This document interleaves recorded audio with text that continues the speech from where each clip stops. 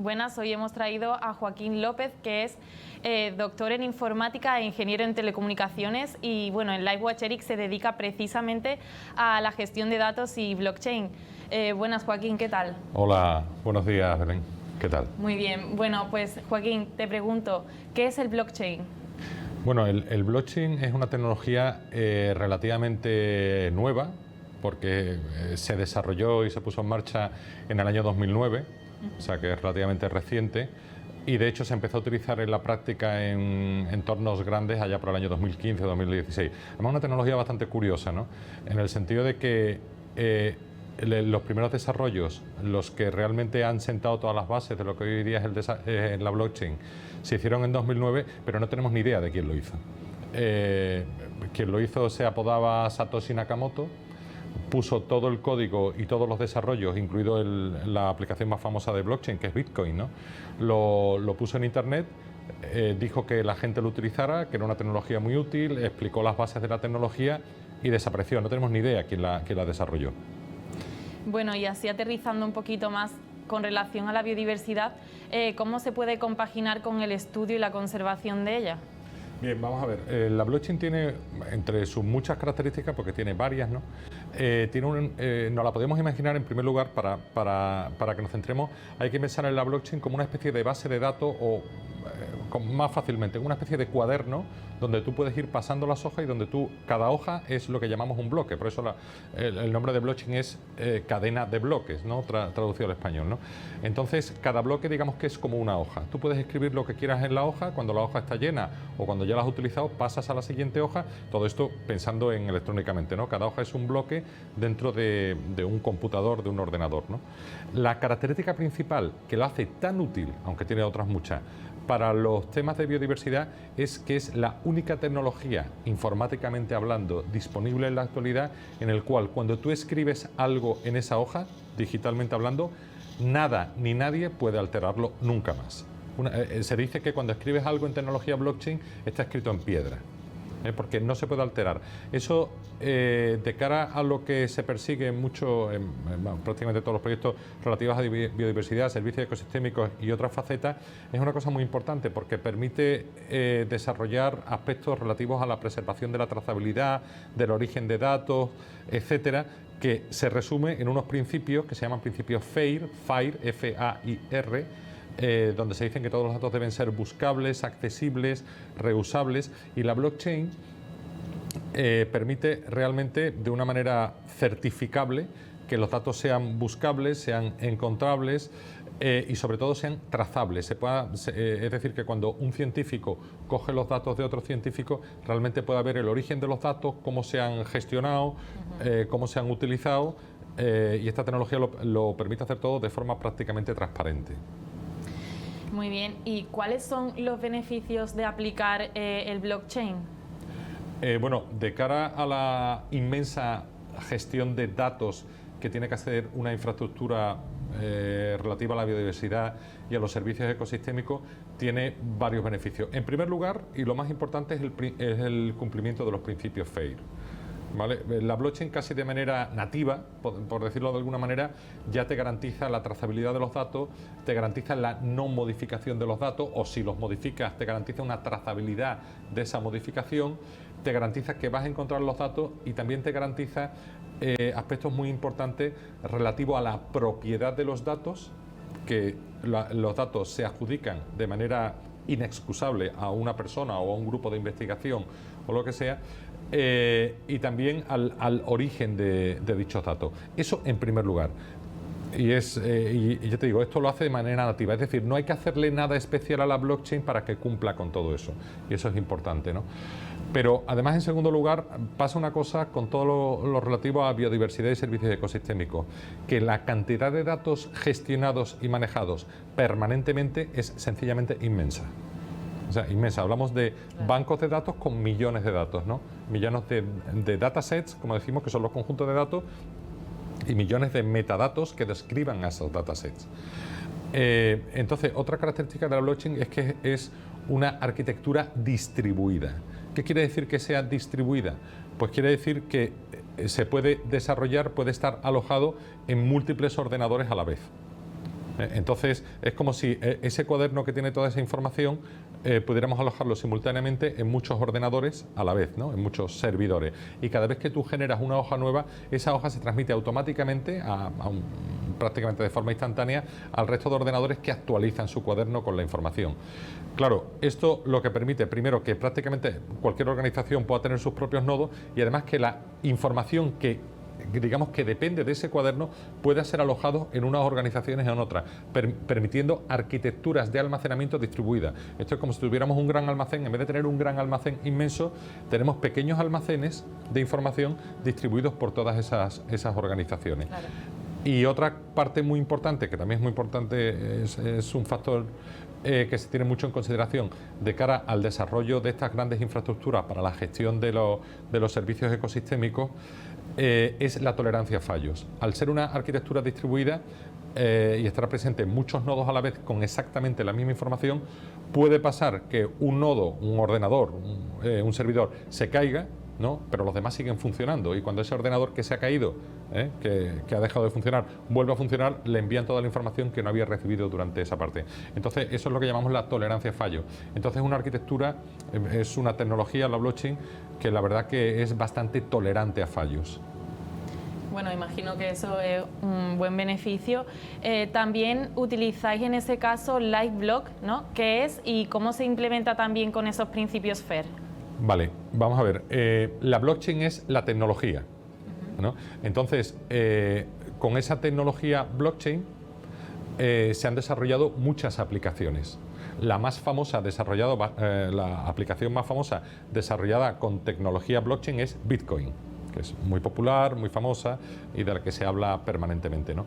Bien, dentro de LiveWatch ERIC hemos desarrollado una aplicación blockchain, un blockchain propietario, es decir, un blockchain desarrollado por LiveWatch ERIC que se llama LiveBlock, que es un sistema blockchain pero especialmente pensado para la gestión y el almacenamiento, y la transformación y todo lo que implica los datos relativos a biodiversidad y servicios ecosistémicos. Es decir, es una versión de la blockchain pensada ad hoc, pensada para gestionar grandes cantidades de datos relativos a biodiversidad y servicios ecosistémicos, lo cual no quita, porque el diseño se ha hecho de esa manera, lo cual no quita que en el futuro, como en una blockchain, en concreto el LiveBlock, se pueden desarrollar muchas aplicaciones, lo cual no quita que en el futuro lo que estamos haciendo hoy día con gestión de datos relativos a biodiversidad y servicios ecosistémicos, eso se pueda extender a gestión de otros tipos de datos o al desarrollo de otros tipos de aplicaciones,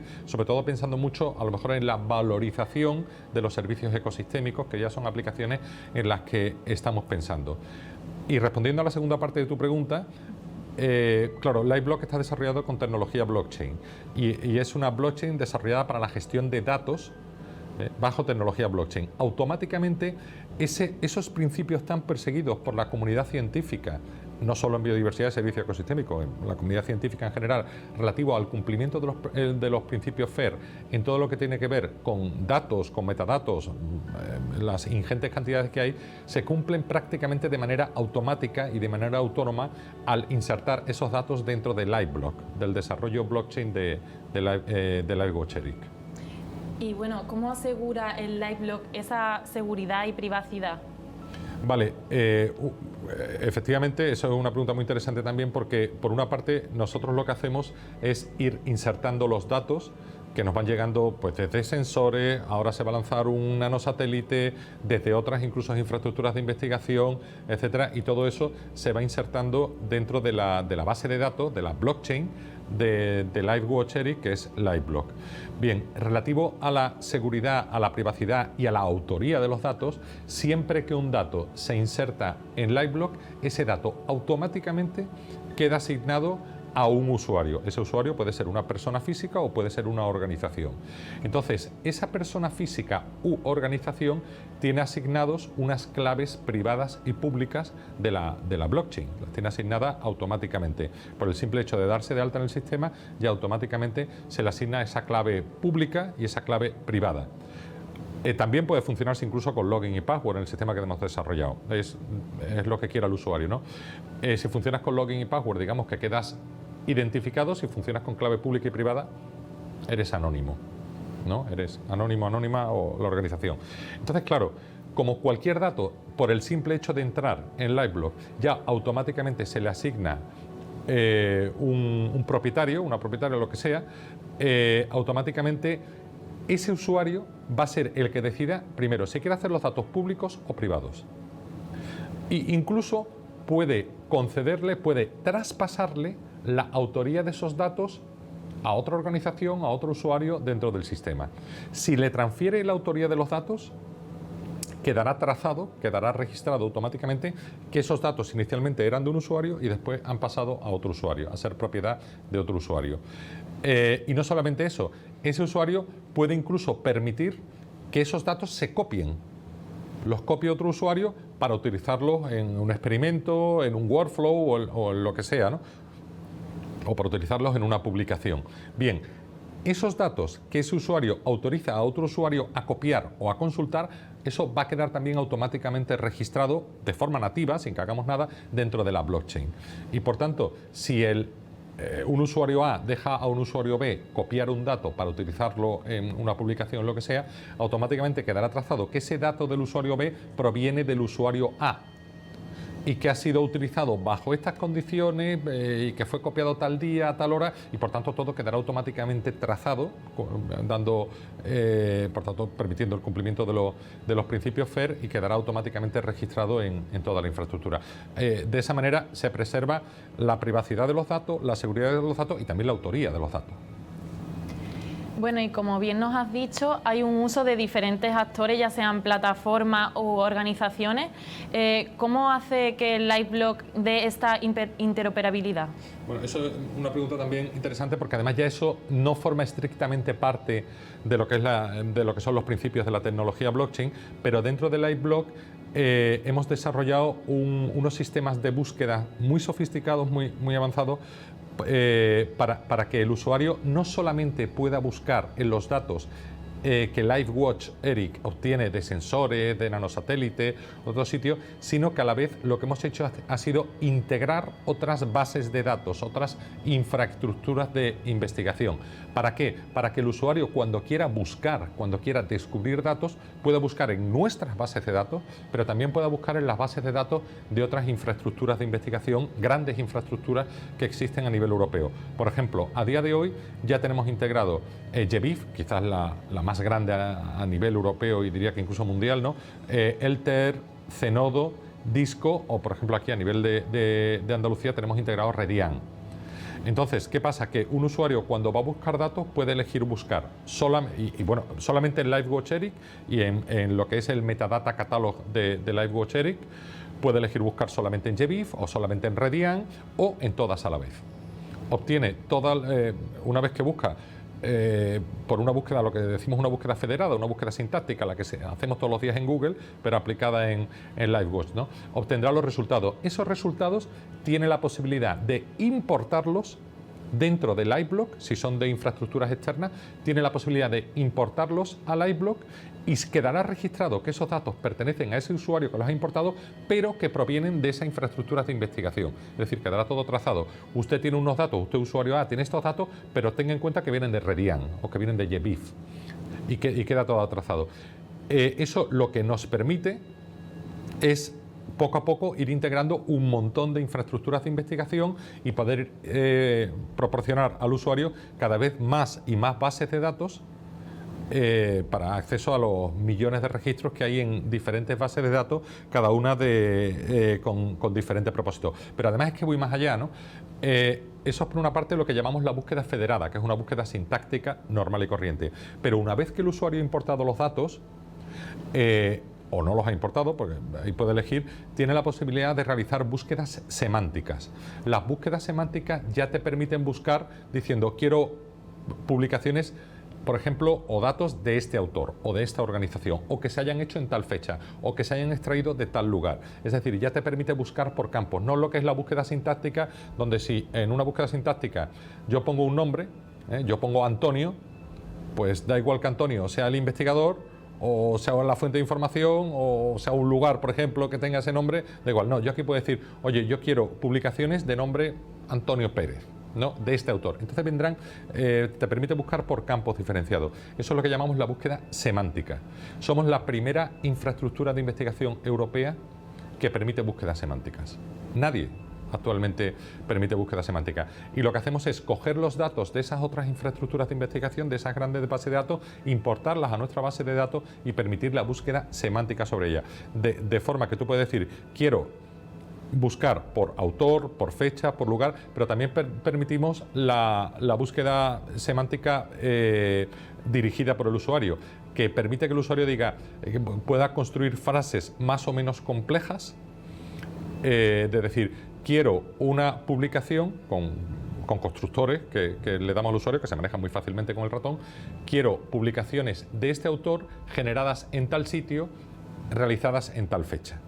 Entonces se busca en nuestra base de datos semántica y se obtiene los resultados de esa búsqueda. Esto, cuando hablamos de unos pocos de datos, quizás no es significativo. Cuando hablamos de millones de datos, esto es tremendamente útil, el poder buscar con precisión esa información, además, y redunda en la F primera de los principios FAIR, que tiene que ver con findability, ¿no?, con la búsqueda de información.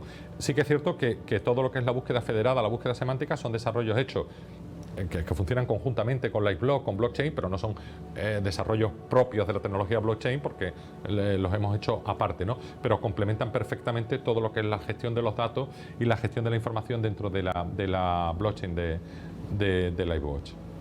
Y bueno, Joaquín, ¿nos podría dar un ejemplo del LiveBlock aplicado a la biodiversidad que haya sido de éxito, a recalcar? Sí, mira, ahora mismo se han desarrollado 6 proyectos FEDER dentro del marco de LiveWatch ERIC, en colaboración con diferentes entidades andaluzas, ¿no? Los 6 proyectos son Alborán, Indalo, Smart Food, Smart Ecomountain, Envitos Lab y Sunjal, ¿no? Son los desarrollados con diferentes organismos de investigación y universidades dentro de Andalucía.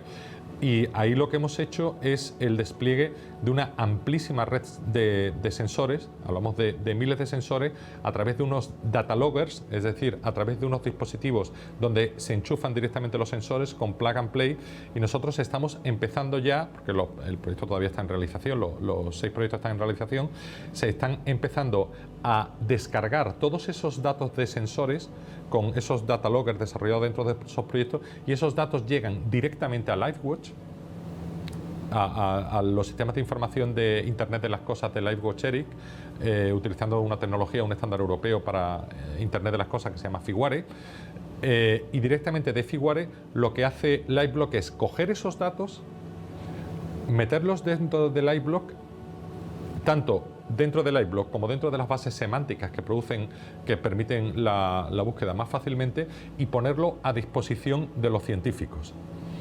Después esos datos hoy día, porque claro, esos datos de por sí, hablamos de ficheros con miles, ¿no?, con miles y cientos de miles de datos.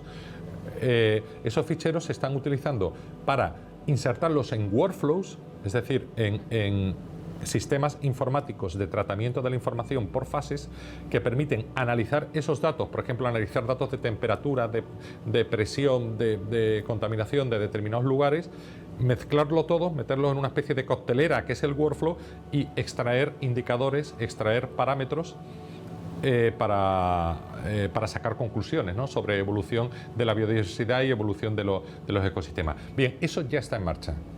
Y ya hay muchos workflows desarrollados que cogen esa información de LiveBlock, del sistema blockchain, que lo meten en esa coctelera que son los workflows, que extraen, a partir de todos esos datos, extraen información, extraen conclusiones, y que automáticamente, además, todo ese proceso de elaboración de la información, automáticamente la guardan de nuevo en LiveBlock para que quede claro qué datos compusieron ese experimento, ese workflow, cómo se analizaron, cómo se llevaron a cabo, en qué fecha, bajo qué indicaciones y cuáles fueron los resultados obtenidos. Y eso se vuelve a grabar, con lo cual todo el experimento queda trazado completamente. Ahora mismo, en la actualidad, estamos desarrollando 22 workflows, ya están en desarrollo, es un caso claro de éxito, son 22 workflows, 18 de los cuales tienen una tecnología estándar, y los otros 4 se están haciendo utilizando supercomputación, es decir, necesitan muchísima capacidad de cómputo, y se están utilizando para eso sistemas de supercomputación, y en concreto estamos utilizando los sistemas del supercomputador Picasso, que está en la Universidad de Málaga. Sí, la verdad es que todo esto es muy innovador. Y Joaquín, ¿cómo ve usted la aplicación de la gestión de datos mediante LifeBlock y blockchain en el campo de la biodiversidad? Bueno, yo creo que la experiencia de utilizar blockchain y en concreto este desarrollo LifeBlock en lo que es una infraestructura de investigación como es LifeWatch ERIC es una experiencia absolutamente nueva en Europa. Hay algunas cosas hechas en Estados Unidos, en Australia y todo esto, pero en Europa es una cosa absolutamente nueva. La verdad que bastante prometedora, porque además estamos encontrando unos resultados realmente buenos y que están siendo seguidas por otras infraestructuras de investigación. Las estamos pudiendo integrar y estamos pudiendo dar bastante datos y bastante información útil a los científicos, pero yo creo que no hemos hecho más que empezar. Esa es mi impresión, ¿no? ¿Por qué? Porque yo creo que nos queda bastante que aprender. Realmente ahora mismo hemos desarrollado una tecnología que es compleja, que hay que hacerla cada vez más sencilla a los científicos y a los investigadores para que cada vez puedan manejar con más soltura todos estos datos y utilizar cada vez mejor, primero entenderlo, ¿no? y después utilizar cada vez mejor este tipo de sistemas que se basan al fin y al cabo en tecnologías que son bastante disruptivas. Y la idea en el futuro es que todo esto, que inicialmente está hecho, la verdad, que con un desarrollo muy a medida, muy manual, y que nos ha llevado varios años desarrollar, esto cada vez entre en un sistema más automatizado, y además que nosotros hemos desarrollado unas pocas aplicaciones sobre blockchain en este sistema LifeBlock para poder gestionar un tipo de datos muy específicos, generando una estructura de metadatos bastante concreta, la verdad, de definición de la información. Pero el sistema LifeBlock está abierto y va a quedar abierto para la comunidad de desarrolladores. Entonces, yo creo que en el futuro, y de hecho vamos a proporcionar librerías y vamos a proporcionar desarrollos en pocos meses muy útiles para que la comunidad de desarrolladores pueda desarrollar más aplicaciones, más desarrollos para gestionar más tipos de información y de otra manera. Eso es lo primero. Es decir, nosotros hemos puesto el embrión inicial y seguiremos haciendo más desarrollos, pero también vamos a invitar a la comunidad a que contribuya al desarrollo. Eso por una parte. Por otra parte, yo creo que hay otro problema con lo que es la información de calidad. Es decir, cada vez se produce más y más información, millones y millones de registros generados diariamente, ahora simplemente con el despliegue de sensores que estamos haciendo, con las fuentes de datos de otras infraestructuras de información y con lo que vamos a obtener próximamente con todos los datos que nos irán llegando del nanosatélite Platero, ¿no? que se lanzará en noviembre, ¿no? Bueno, pues eso genera una cantidad de información inmensa, ¿no? Entonces ya no es tanto cuánta información tienes, sino la información que tengas que sea de calidad suficiente como para ser utilizada y extraer conclusiones útiles de todo ese procesamiento, de esa inmensa cantidad de datos. Eso por una parte, y por otra parte que todo quede trazado, ordenado y pueda servir a otros científicos, a otros investigadores para obtener, ¿no? Yo creo que los sistemas que hemos desarrollado, tanto de búsqueda federada como de búsqueda semántica, y todo basado en principios FAIR, van a ayudar bastante, pero yo creo que, primero, el seguir profundizando en toda la parte de Big Data está aún pendiente, ¿no? Aunque ya tenemos bastante desarrollado. Y hay otra cosa, y hay otra faceta en la que estamos trabajando activamente, ¿no? Dentro del marco de estos proyectos FEDER que te he comentado anteriormente y dentro del marco de otras actividades de LifeWatch ERIC, que es la introducción de mecanismos de inteligencia artificial aplicados al tratamiento de datos y a la gestión y búsqueda de datos, y también al desarrollo de esos workflows, de esas cocteleras donde se meten los datos para extraer información útil. Y yo creo que eso es un camino largo todavía que queda por andar, y toda esa mezcla de inteligencia artificial, grandes bases de datos, blockchain y toda la parte de remote sensing, de sensórica y todo eso, eso yo creo que van a ser los pasos en los próximos años. Es bastante prometedor, ¿no? Y yo creo que al final va a facilitar información de calidad a los científicos y una forma mucho más sencilla de gestionar enormes volúmenes de datos para extraer información útil que pueda servir eso para tomar decisiones, para hacer un seguimiento más exacto, más detallado de toda la parte precisamente de biodiversidad, servicio ecosistémica, y abrir la puerta al desarrollo de nuevas aplicaciones y desarrollo. Totalmente, Joaquín. Pues muchísimas gracias por la información que nos has dado hoy, muy interesante. A ti, Belén, muchas gracias.